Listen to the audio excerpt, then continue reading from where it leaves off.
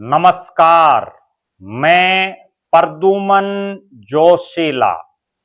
नरेंद्र मोदी देंगे प्रधानमंत्री पद से इस्तीफा या पार्टी संगठन उन्हें हटाएगा प्रधानमंत्री की कुर्सी से? दूसरा बड़ा सवाल, मोहन भागवत क्या लेंगे रिटायरमेंट या आरएसएस उनको हटाएगा सरसंघ चालक से? ये दो बड़े सवाल हैं और इन दोनों सवालों का जवाब मिलने वाला है। किस दिन, वो मैं इस वीडियो में आपको बताऊंगा। उससे पहले आप सभी दर्शकों से अनुरोध है कि YouTube पर हमारे चैनल को सब्सक्राइब करें, बेल आइकन घंटी का बटन अवश्य दबाएं, वीडियो को ज्यादा से ज्यादा शेयर करें, वीडियो को हाइप जरूर करें, अपने विचार कमेंट के माध्यम से लिखें। जो दर्शक निष्पक्ष, निर्भीक और स्वतंत्र पत्रकारिता में विश्वास रखते हैं वो हमें निरंतर आर्थिक सहयोग जरूर करें। उसके लिए आप हमारे मोबाइल नंबर 94 166 74 472 9416 74472 पर गूगल पे या फोन पे जरूर करें। अब मैं आपको जो बता रहा हूं, जिस बात पर टकटकी पिछले काफी समय से लग रही थी कि क्या नरेंद्र मोदी साहब ने जब से वो बीजेपी में सबसे बड़े नेता बने हैं और उन्होंने एक क्राइटेरिया फिक्स किया, उस क्राइटेरिया पर अब वो भी आने वाले हैं, तो क्या वो खुद देंगे इस्तीफा या पार्टी उनको हटाएगी? ये सबसे बड़ा सवाल है और इसका जवाब आज से अगला एक जो महीना है इसमें मिल जाएगा। क्यों? क्योंकि 17 सितंबर को प्रधानमंत्री नरेंद्र मोदी साहब 75 पार हो जाएंगे, यानी 75 साल के वो हो जाएंगे। 17 सितंबर 1950 को उनका जन्म हुआ और मोदी साहब ने एक बात कही कि 75 पार के जो नेता रहे बीजेपी में उनको मार्गदर्शक मंडल में शामिल कर लिया गया। चाहे वो लाल कृष्ण आडवाणी साहब हों, बहुत बड़ा नाम रहा, पूर्व प्रधानमंत्री रहे देश के, पीएम इन वेटिंग भी रही, यानी प्रधानमंत्री का चेहरा रहे वो एनडीए की तरफ से, मुरली मनोहर जोशी हों, और भी बहुत नेता हैं जो मार्गदर्शक मंडल में भेज दिए गए और उसके बाद सक्रिय राजनीति से उनका दूर दूर तक का कोई रास्ता नहीं रहा। अब वही बात लागू होती है देश के प्रधानमंत्री नरेंद्र मोदी पर। नरेंद्र दामोदर दास मोदी जो 26 मई 2014 को देश के प्रधानमंत्री बने और अब तक लगातार तीसरी बार वो भारत के प्रधानमंत्री बने।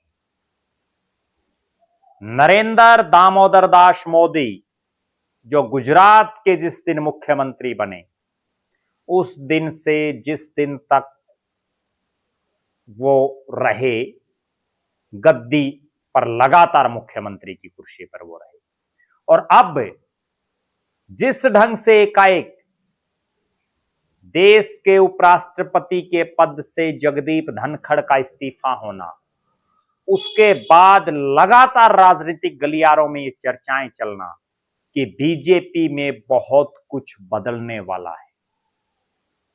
दो चेहरों पर नजरें रहेंगी अगले एक महीने।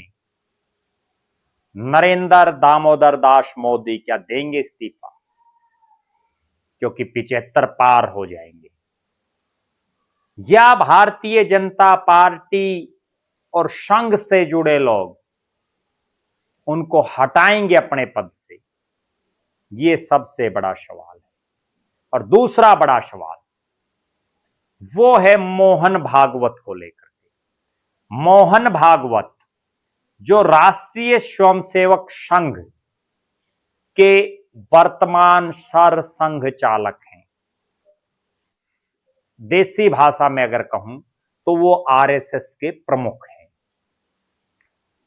11 सितंबर 1950 को उनका जन्म हुआ, यानी वो मोदी साहब से पहले 6 दिन पहले 75 साल के हो जाएंगे, 75 पार।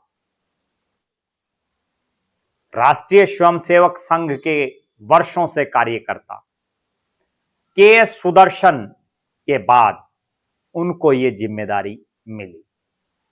वो भी 75 के जब हो जाएंगे तो क्या वो खुद पद छोड़ेंगे या राष्ट्रीय स्वयंसेवक संघ आरएसएस उनको हटाएगा? दोनों बहुत बड़े और बहुत गंभीर सवाल हैं। आज के हालात में अगर देखें तो बीजेपी के पास नरेंद्र मोदी का कोई मजबूत विकल्प नहीं है और आरएसएस के पास भी मोहन भागवत जैसा वक्ता, मोहन भागवत जैसी दूरदर्शी सोच वाला शख्स और कोई नजदीक नहीं दिख रहा। लेकिन नेता बनते नहीं, बनाए जाते हैं। जिसको भी जिम्मेदारी दी जाएगी, हो सकता है वो भागवत साहब से और मोदी साहब से और ज्यादा बढ़िया काम करे, ये भी तो हो सकता है। अब इनका अल्टरनेट क्या हो? नरेंद्र मोदी साहब, मैं जो समझ पा रहा हूं, क्योंकि आज के दिन बीजेपी में बहुत से ऐसे नेता हैं जो दूसरी पंक्ति के तो नेता हैं, लेकिन प्रधानमंत्री के पद का बोझ, और वो भी तब जब बहुमत में नहीं है बीजेपी अपने दम पर, उठाना बहुत बड़ी बात है। और हर तरफ से भारत में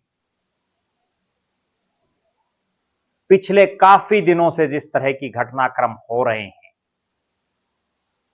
उससे यह लग रहा है कि अभी मोदी साहब की और जरूरत है, बीजेपी को भी, देश को भी। लेकिन अगर बाय द वे इस अगले 1 महीने में कोई ऐसा घटनाक्रम हो जाए और मोदी साहब इस्तीफा दे दें, तो कौन हो देश का प्रधानमंत्री? राजनीतिक गलियारों में 2-3 नामों पर बड़ी चर्चाएं चल रही हैं। सबसे ज्यादा चर्चा अगर किसी नाम पर है तो वो नितिन गडकरी, जिनको राजनीति में बहुत लोग अजात शत्रु मानते हैं, यानी वो सबके साथ तालमेल बैठा लेते हैं। योगी आदित्यनाथ, उत्तर प्रदेश के मुख्यमंत्री, हिंदुत्व का एक बहुत बड़ा चेहरा, और अमित शाह, देश के गृह मंत्री, जो नरेंद्र मोदी के वर्षों से सबसे विश्वास पात्र हैं। और ये बीजेपी है, यहां कोई और चेहरा भी उभर करके आ सकता है। दूसरी तरफ आरएसएस में एक प्री पार्टी रहती है, यहां पहले से अंदाजा ही नहीं लग पाता कि आरएसएस किसका नाम आगे बढ़ाएगी। हालांकि राजनीतिक गलियारों में बहुत नामों की चर्चा है। अगले इस 1 महीने में कई महत्वपूर्ण फैसले लेने हैं भारतीय जनता पार्टी और आरएसएस को, जिनमें 4 मुख्य हैं। सबसे पहला और सबसे बड़ा, देश का उपराष्ट्रपति का प्रत्याशी भाजपा एनडीए की तरफ से कौन हो।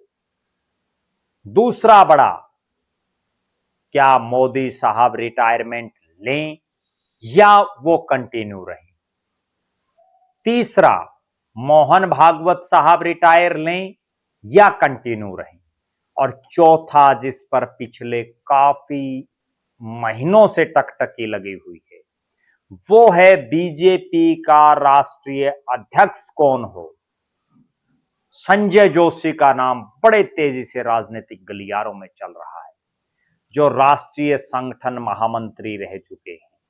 पिछले काफी समय से वो बहुत ज्यादा सक्रिय नहीं रहे, लेकिन अब पिछले कुछ दिनों से उनके दिल्ली स्थित आवास पर जिस ढंग से भीड़ उमड़ रही है, जिस ढंग से बीजेपी और आरएसएस के लोग आ रहे हैं, और उनको यहां तक कि बधाइयां तक दी जा रही हैं, वो ये दर्शा रहा है कि संजय जोशी के भी अच्छे दिन आने वाले हैं।